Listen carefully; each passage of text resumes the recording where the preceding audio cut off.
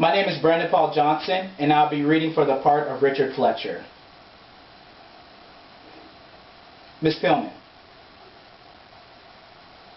Miss Pillman. Yes. Miss Pillman, please tell us everything that you can remember about the events leading up to you becoming infected. I was in California visiting my parents when the infection started. My father had recently passed, and I was helping my mother make funeral arrangements.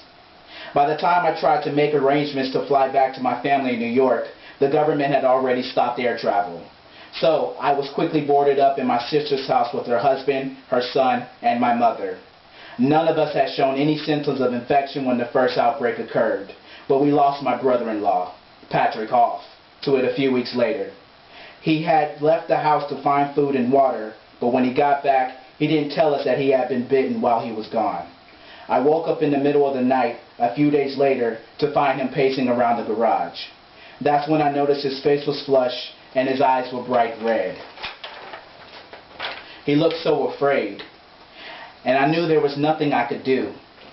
I tried to comfort him, but it just made him angry.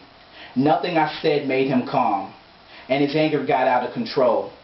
When I tried to leave to go get help, he snapped and tried to attack me. He threw me onto a wall and started choking me. I tried to yell loud enough for someone to hear me, but I started to lose consciousness. I knew he was going to kill me. And that's when I grabbed the box cutter that was in my reach and stabbed him in the neck.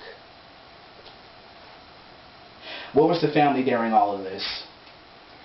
My mother and nephew were asleep, and my sister came into the garage immediately after the attack. When after this incident did you become infected, Miss Pillman? A week later. I had woken up a few days after Patrick's death with a bloody nose. I went to the bathroom to find that black blood was dripping down my face. None of us knew how long it would take until I was completely infected. So I left the house in the middle of the night to keep my family safe from me. Where did you go after you left the house? I don't know. All I can remember is leaving the house and then waking up handcuffed to a hospital bed. So you don't remember what happened after you became infected? No. Can I show you something? The police found Patrick Hoff's body in the garage where you said the attack happened. When we did field tests for signs of infection, but the results were negative, we were extremely confused because you told the police and your family that he already became feral. But after multiple tests, his results still came back negative. Susan, Richard was never infected. That's impossible. What happened to Patrick Hoff?